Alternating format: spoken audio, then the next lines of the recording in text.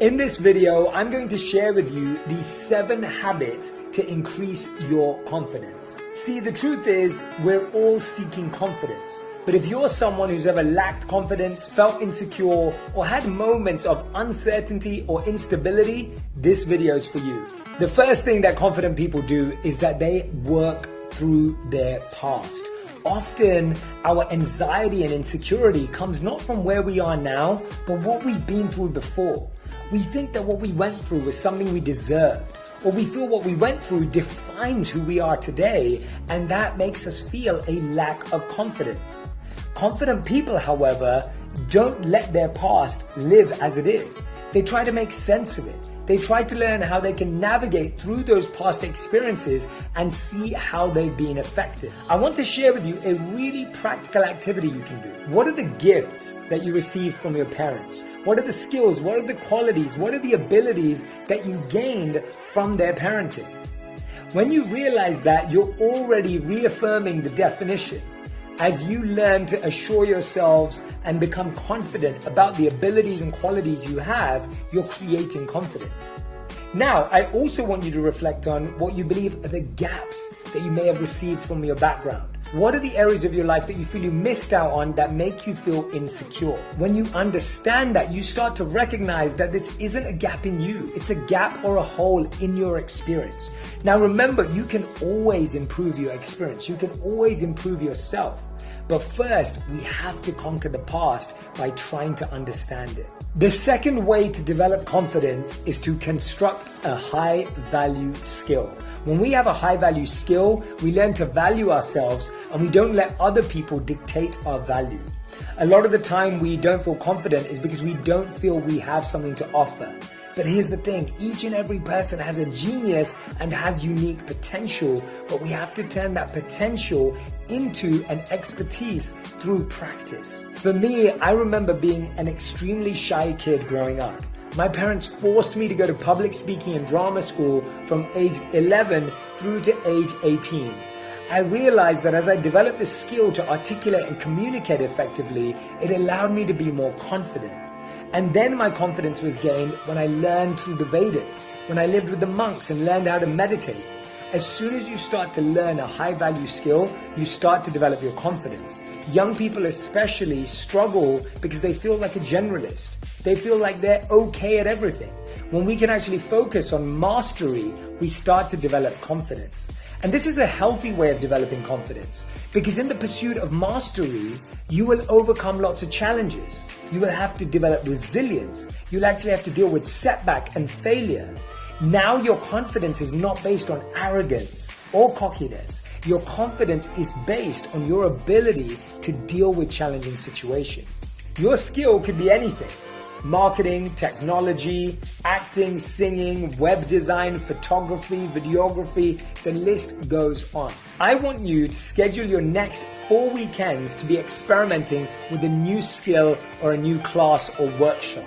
Then based on that, I want you to decide which one you may want to turn into a high-value skill. The more you experience, the more you explore, the more you allow yourself to be exposed to, the more likely you're going to find something that you want to turn into expertise. The next step is to constantly learn. Now, this may sound like a lot of work, but actually learning can be something that gives you a sense of achievement, sense of drive, sense of momentum, and a feeling like you're moving forward and towards something. When you dabble in articles, books, podcasts, you start to feel this sense of being alive. You have something to share in every conversation. You have something to add. You are more inclined to listen, to learn more, and see how your idea develops. Confidence comes from the ability to engage in a conversation and the feeling that you're moving forward, the feeling that you don't feel stuck or trapped in a space. Learning and consistently learning can truly transform the way you feel about yourself. You start to trust yourself.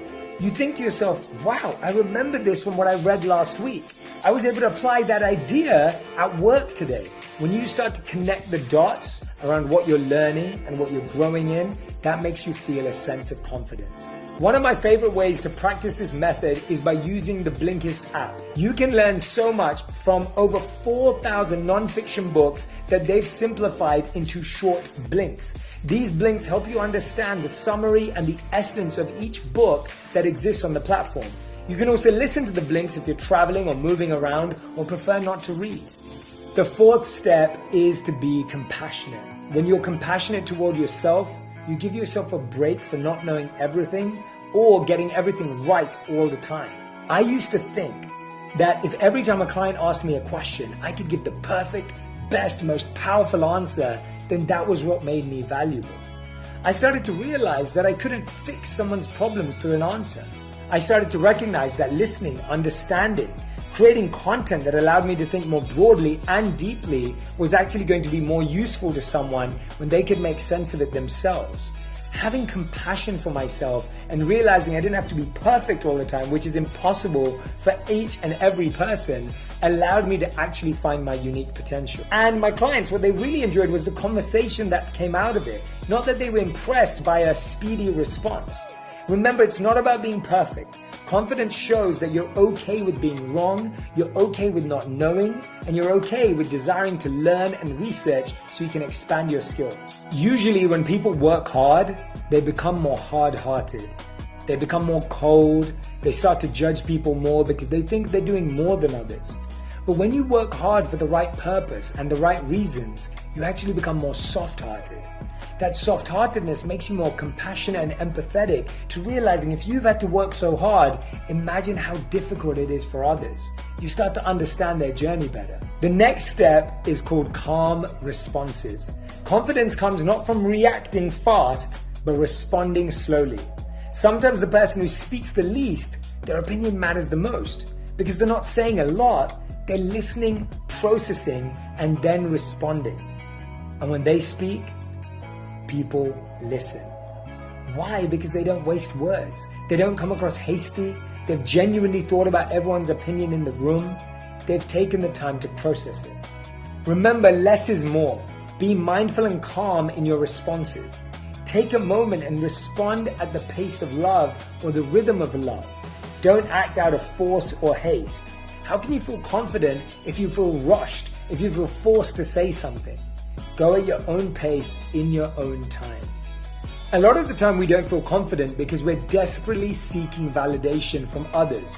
We always ask ourselves, what will people say? What will they think? How will they react to what I feel? And the challenge is that we've been trained to ask everyone everything. From when we try on a new jacket or a new coat and we look at our friend, family member or partner and we say, what do you think I look in this? Confidence comes from asking yourself that question. How do I feel I look in this?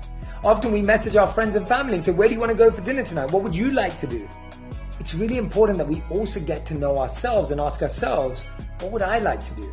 When we start to find certainty and awareness around our likes and dislikes, what we feel works for us and what doesn't work for us, that builds a sense of confidence. Usually when we spend time with a lot of people, we hear a lot of noises, we hear a lot of ideas, opinions, expectations, and even obligations.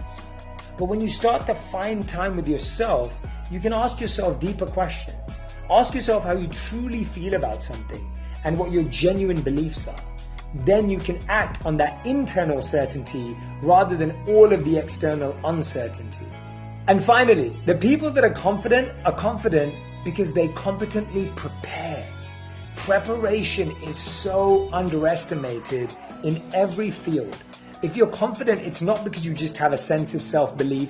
It's not just because you act it. It's because you've practiced, prepared, and worked. You've planned, you've visualized, you've prepared your energy, you've prepared your mindset. That's why the development of daily habits allows us to get there. Right now, Blinkist has a special offer just for our audience. Go to Blinkist.com/Jay Shetty to start your free 7-day trial and get 25% off a Blinkist premium membership. That's Blinkist, spelled Blinkist.com/Jay Shetty to get a 25% off and a 7-day free trial. I hope that you're going to try out at least one of these 7 habits and watch how your life changes.